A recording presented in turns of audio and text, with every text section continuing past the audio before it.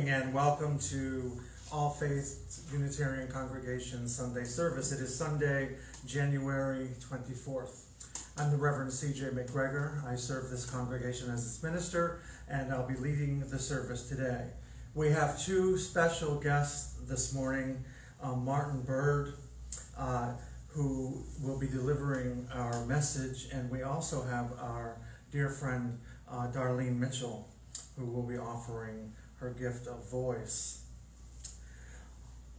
Martin was born and raised in the city of Fort Myers. He is also a proud Fort Myers High School graduate.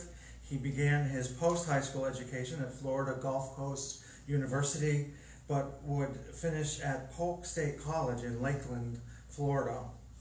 Martin has been very active in the community. He currently serves as the president of the Dunbar Festival Committee, the branch secretary of the NAACP, and vice president of administration for the 100 Black Men of Southwest Florida.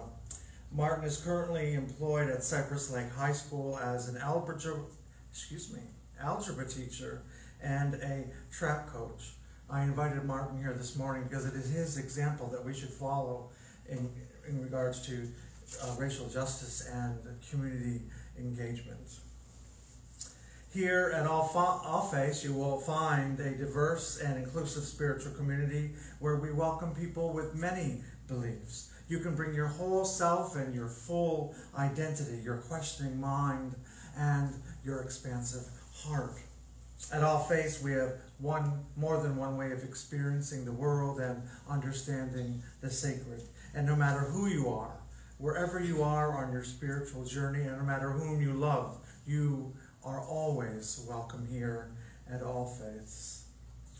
I have a few announcements. The pet shelter collection for food and supplies is happening this week. Leave it in the box that's provided you outside the congregation's door. We have a few birthdays this week. January 27th, Lewis Robinson and Deborah Rode. And January 28th, Fran Way. And on Tuesday, we have our Teaching Tuesday at 1 o'clock via Zoom, and we'll be watching and discussing a documentary called Women at War. Thursday at 11:30, and today after the service at 11:30, you can join us for Coffee Talk, which is a Zoom call as well. So please watch your email for those Zoom links. Also, we continue this month to while we're continuing our stewardship drive. In the mail, you should have received a letter, a pamphlet describing the stewardship drive and our goals and our successes. And we hope that you got your mask in the mail as well. So please be in for All Faiths. And if you missed the video before today's service, you can watch it later on Facebook. Let us now sing together hymn number 361, Enter, Rejoice, and Come In.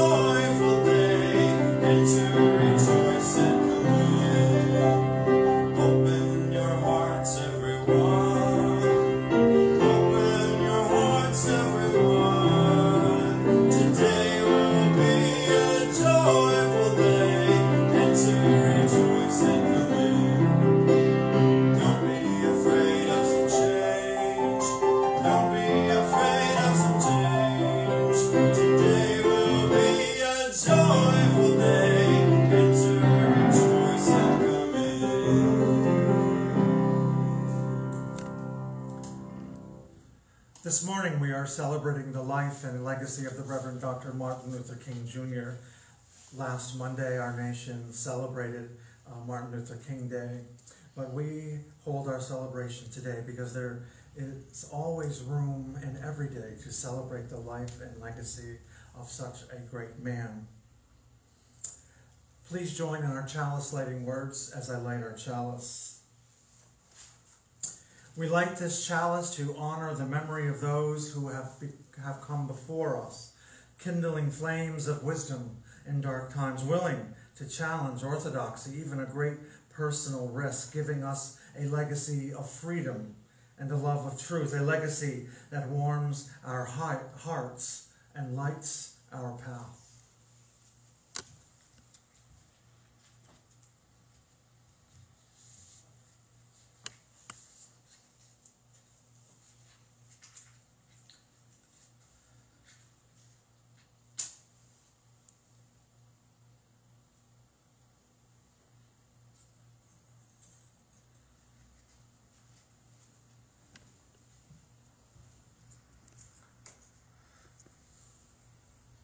Let us now sing Go Now in Peace as our youth leave for their religious education program with Mary Corrigan on Zoom. Go now in peace, go now in peace. May the spirit of love surround you everywhere, everywhere you may go. When we are gathered, we share our joys and sorrows with our congregation. And as we're apart, we still have an opportunity to do that. If you have a joy or sorrow you would like to share with the congregation, please make sure you communicate that to me and I will share it during the Sunday service. Louise Close, we call her Wheezy, wanted everyone to know that she is leaving for New England this week for the birth of her grandchild. And so she wants to share that joy with you. Let us hold in our hearts all the joys and sorrows that are left unspoken. And let us reach out to those who are alone during these times and sending them messages of love and let them know that we care for them and that we hold their joys and sorrows in our hearts. Please join in singing hymn number 123, Spirit of Life.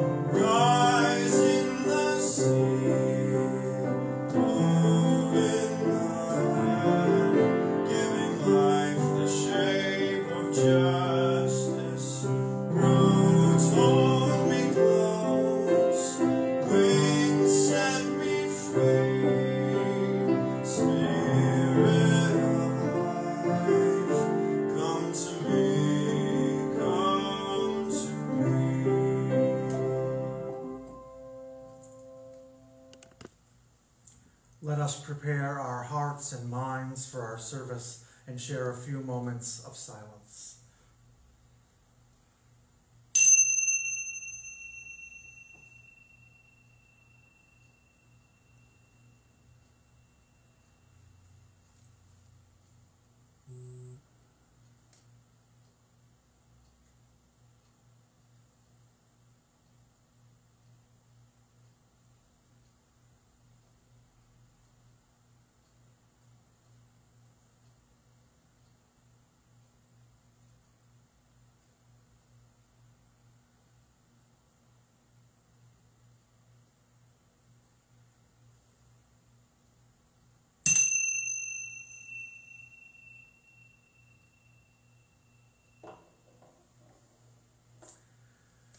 We gather together this morning in reverence before the wonder of life, the wonder of this moment, the wonder of being together so close yet far apart, each hidden in our own secret chamber, each listening in our own way, each trying to speak, yet none fully understanding, none fully understood.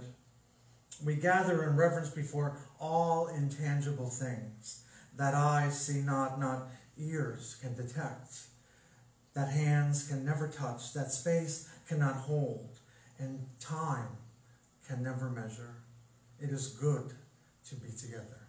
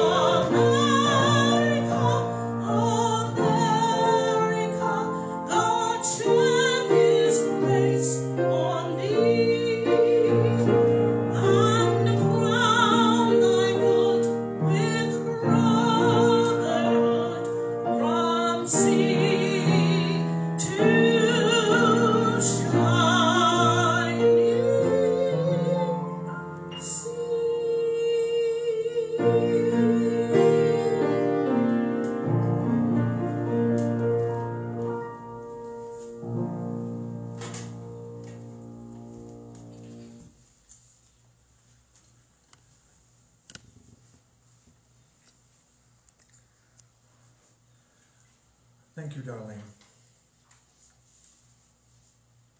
I'll be right back. Forgot my book.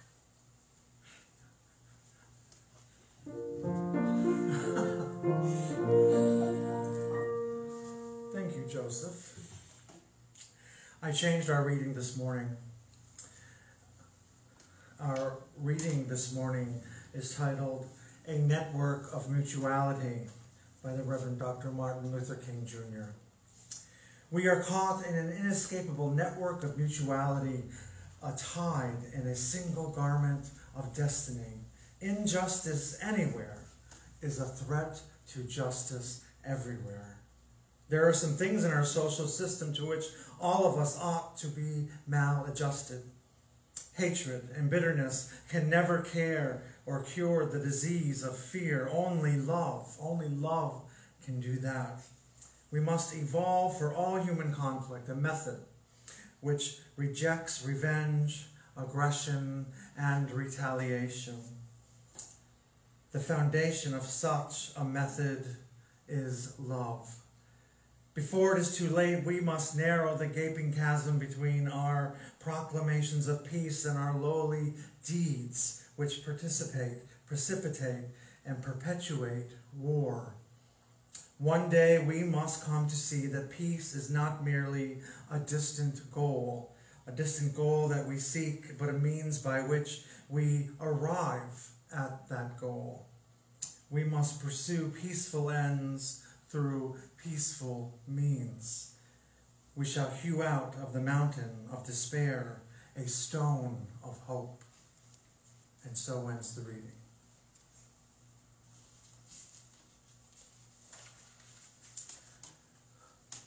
Please join in singing hymn number 1014, Standing on the Side of Love. The words are printed in your order of service.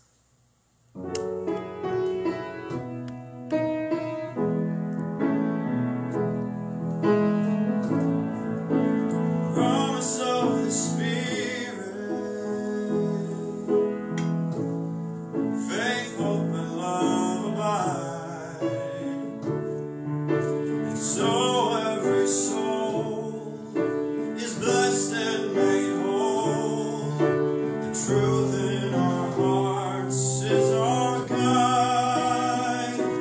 We are standing on the side of love.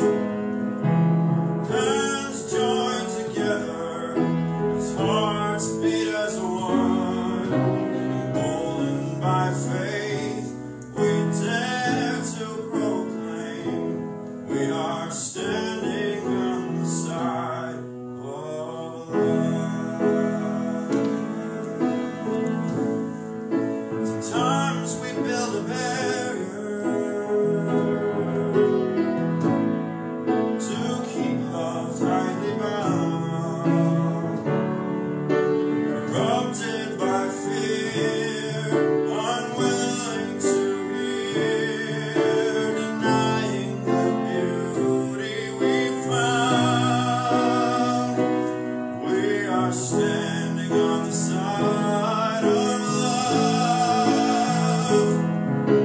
Hands joined together as hearts beat as one. Emboldened by faith, we dare to proclaim we are standing on the side of love. A bright new day is dawning, when love will not divide. Reflections of grace in every embrace, fulfilling the vision divine. We are standing on the side of love. Hands joined together as hearts beat as one. Emboldened by faith, we dare to proclaim we are standing on the side of love. We are standing on the side of love.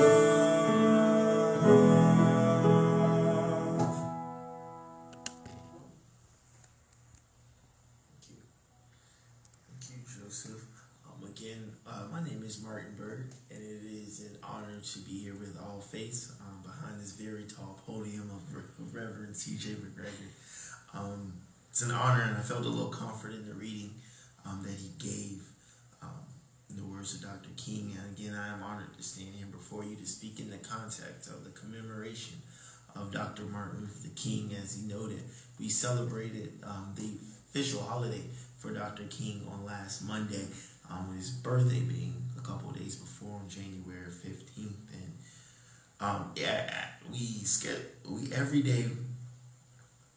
every year, we look at the life of Dr. King, but it seems so little is spoken about his work, his life, and the legacy of his work. And we have all surely heard of the dream that he had that became the focus in the 1964 march, but not so much about him quoting James Baldwin, questioning if we had integrated into a burning house not many years later, or that the purpose of integration was not to change the social structure of society for the purpose of socialization, but equality. Too often it is not noted that the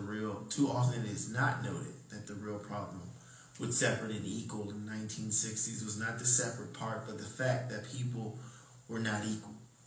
Equal when it comes to being seen as human beings, equal in the eyes of the law, equal in our economic systems, political systems. for much of the civil rights movement that we know of was a plea of respect, common human decency. We don't hear that the man whom everyone now claims to revere had the idea of a holiday when it was first brought, rejected. And not long after the March on Washington for freedom and for jobs, Vietnam would come to rob him of the very popularity that has been restored to him today. His popularity, unfortunately, with both blacks and whites. This creates a conundrum of unity for the wrong.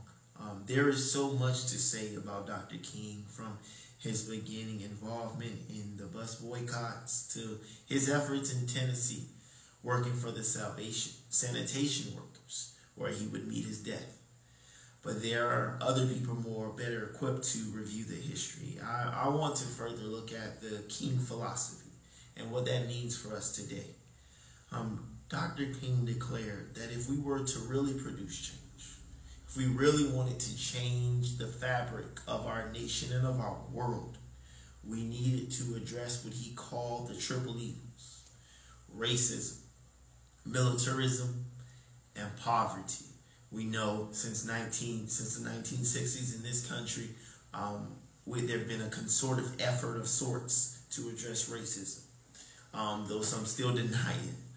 We know there has been a concerted effort to address what they have called the war on poverty, as ineffective as that may have been. And then, of course, we know the one evil that has continued to rise has been militarism. And as former President Eisenhower warned of, the military-industrial complex has continued to rise. As we look at these triple evils, we can look at racism is what brought Dr. King to the movement. Poverty brought him to Washington in 1964. For what we know as the I Have a Dream speech, for what is actually was the March on Washington for freedom and jobs. But militarism brought him to a lonely place. It is Dr. King's philosophy that geared him to eradicate these triple evils that led him to focus today, but more specifically, Dr. King's views on nonviolence. Dr. King identified Mahatma Gandhi as a mentor, someone to model after. Mr. Gandhi led India in a peaceful movement, one of the few countries to gain its freedom without war. And his deep belief in nonviolence pursued Dr. King to this practical and moral view of nonviolence. The King Center today is named for this goal of nonviolence. But yet we stand here in a world full of violence. After Charlottesville, after the marches in 2020 for Black lives, after COVID-19 and the disparities among under-resourced communities, after the insurgent on our U.S. Capitol on January 6th, we have to ask ourselves, as we look at the legacy of Dr. King, how far have we really come? Has the progress we thought we made been eroded? Or was it just an illusion? There's words that come to me as I was looking for words to find. And there was a scripture that says, from the days of John the Baptist until now, the kingdom of heaven has been advancing forcefully. And forceful people are seizing me. And at first, I'm like, that doesn't make sense. That doesn't fly with Dr. King's vow of nonviolence. Forcefully advancing and being forceful. And then as I said in a conversation on MLK Day, we had a discussion very much like we're having now. And the president at Florida Gulf Coast, he spoke about his activities during the civil rights movement and how they had laid the groundwork for much work. But after doing the work, it would seem that they had done enough and that they grew tired. So they moved forward and past it thinking the laws had changed and People who are seeing different. And as we still say today, that the current generation is a lot more progressive and a lot more accepting. They said these same words in the 60s that we're saying today. And when I began to examine that quote, it talked about forcefully advancing. That's what Dr. King was doing in the 60s as the movement gathered. And they gathered under two principles that I want to address, and that was of unity and respect. They was forcefully advancing against racism.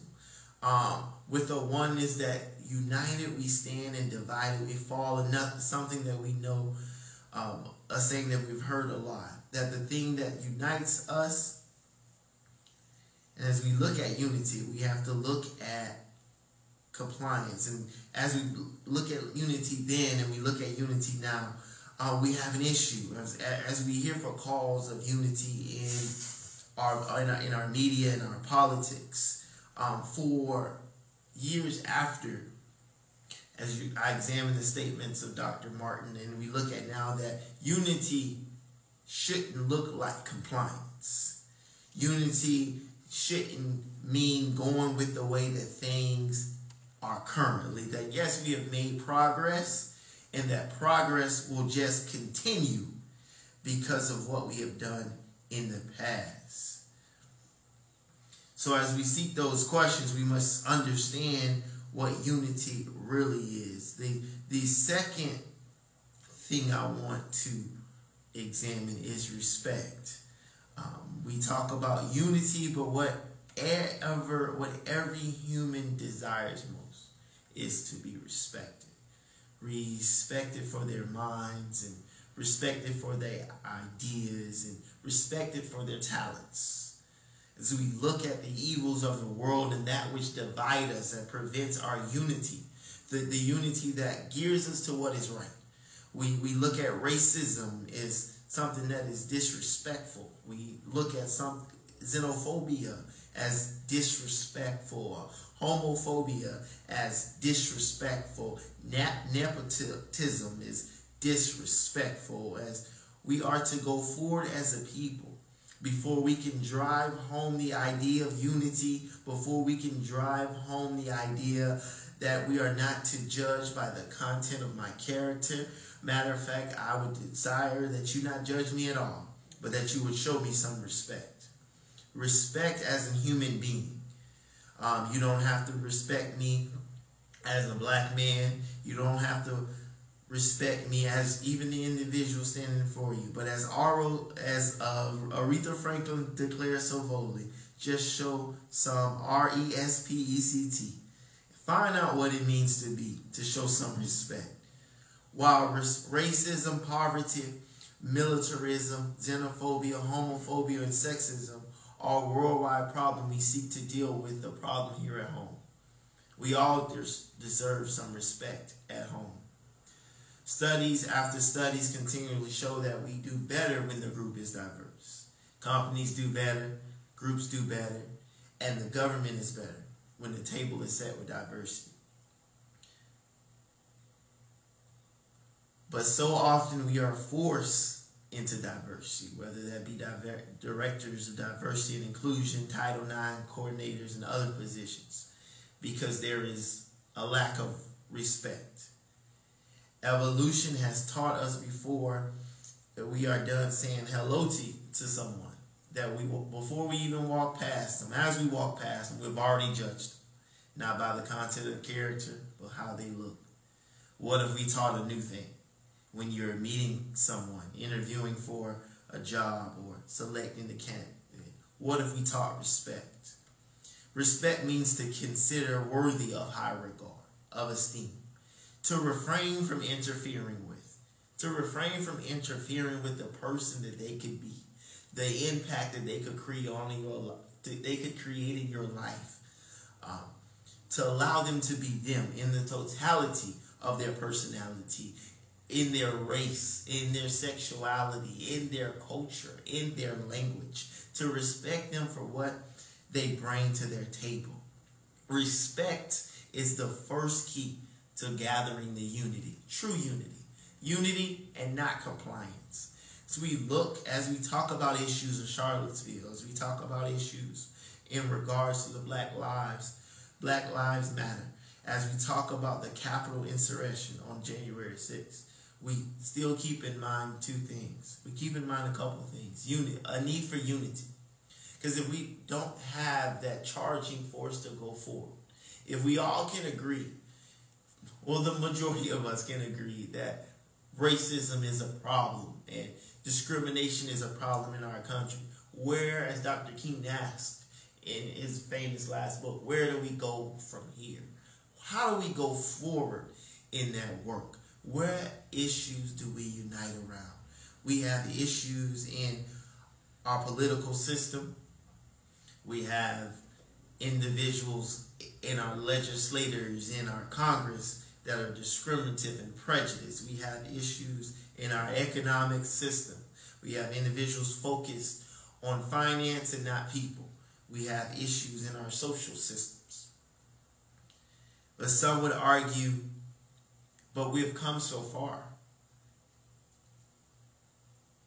What do we really need to do? As we looked at just the inauguration on a couple days ago, we watched the first biracial Asian and African American vice president get inaugurated. A day or so after that, we watched the first black man become the defense secretary of the United States. Some 12 years ago, we watched the first black man become elected the president of the United States in Barack Obama.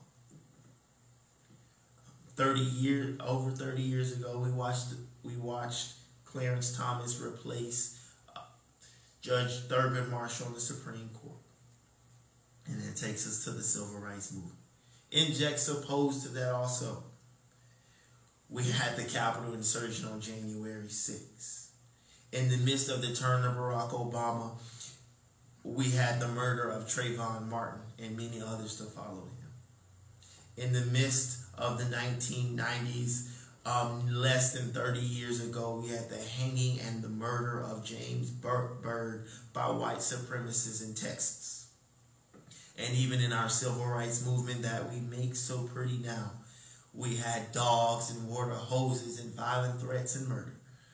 For those who wish to oppose the kind of unity that we seek here today, the kind of unity that moves us closer towards justice, the kind of unity that moves us towards not maybe possibly racial equality, but racial acceptance.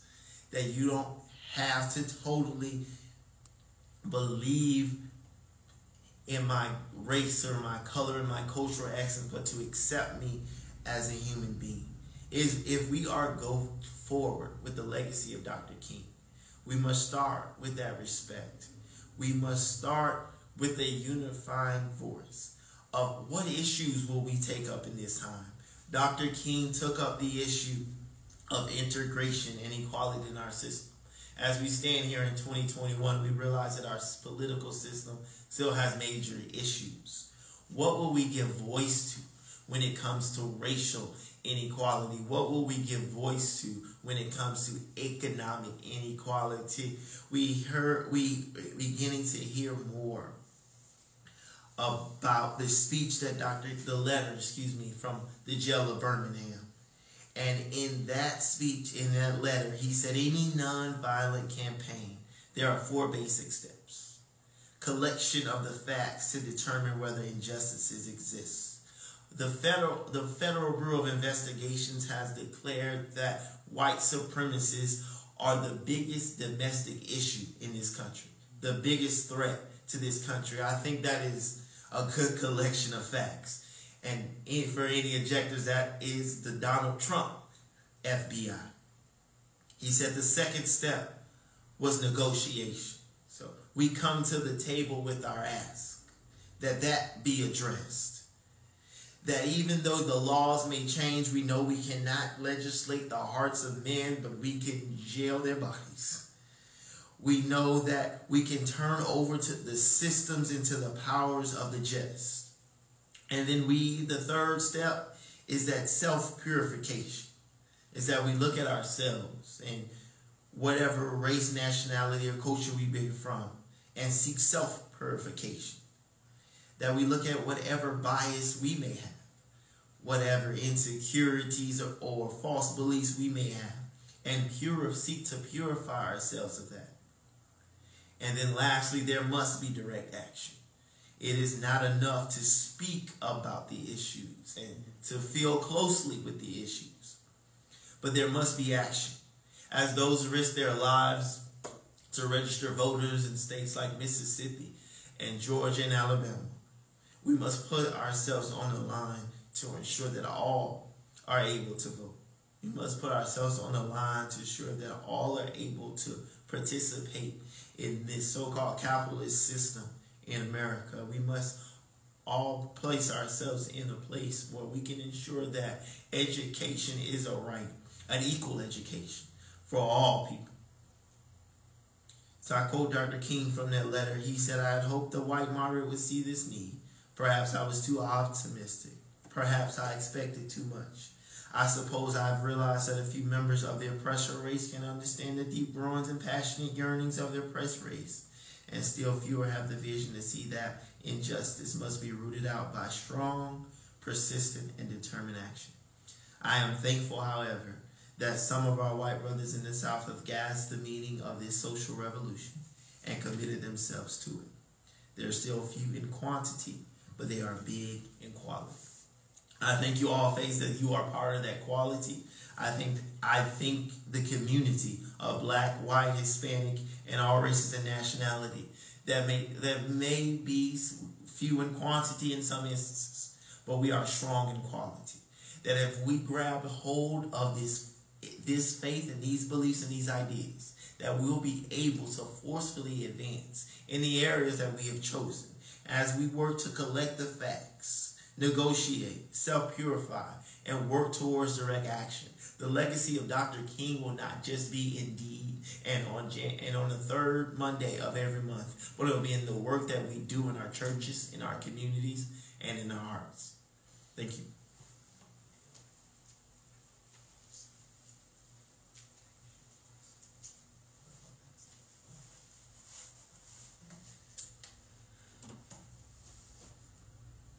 Thank you, future Congressman Byrd.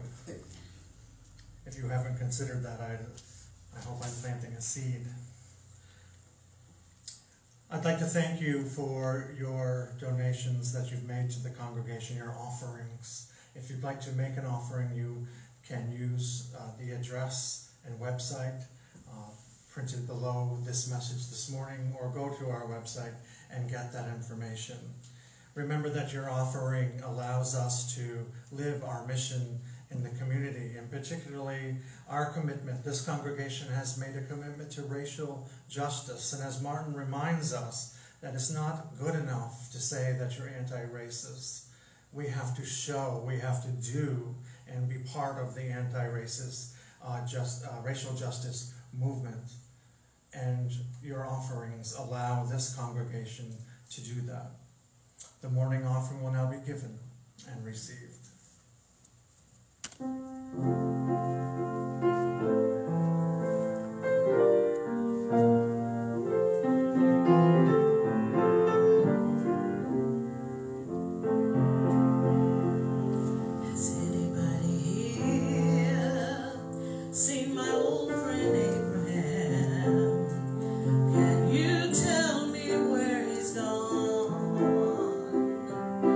He freed a lot of people, but it seemed the good they died.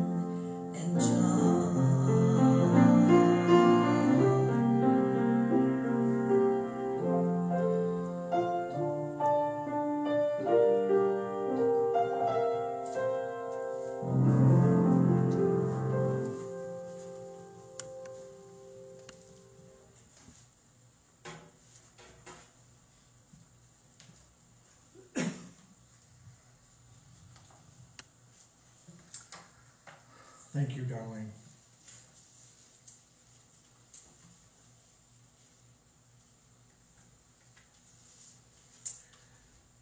If here you have found freedom, take it with you and into the world. If you had found comfort, go out and share it with others. If you have dreamed dreams, help one another, that they may come true. If you have known love, give some back to a bruised and hurting world. Go now in peace. Blessed be.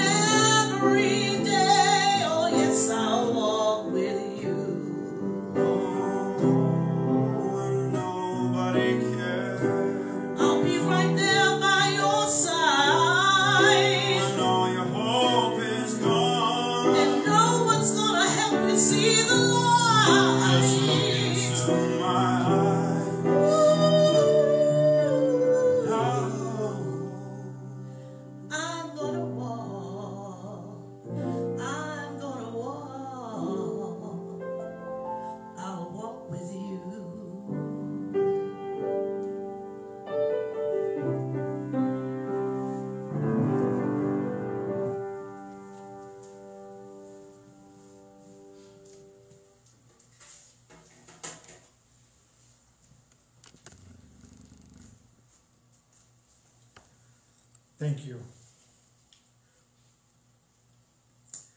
I want to offer appreciation for our service this morning. We thank Martin Byrd for joining us today and offering such an inspirational message. And Martin, I want you to know that our congregation will always walk with you in this movement for racial justice. And we're also happy to have Darlene Mitchell back and sharing her voice. Darlene, you are always welcome and will be celebrated in our home. And thank you to Regina Kilmartin for operating the camera and doing some behind the scenes work, and our Sunday Services Committee. Thank you to Joseph for your gift of music and voice, and thank you to Ed Elrod on sound, and thank you to you for joining us, supporting us, and living the legacy of the Reverend Dr. Martin Luther King Jr. Please join me in the words printed in your order of service as I extinguish the chalice. We extinguish this flame, but not the light of truth, the warmth of community, or the fire of commitment. These we carry in our hearts and out into the world.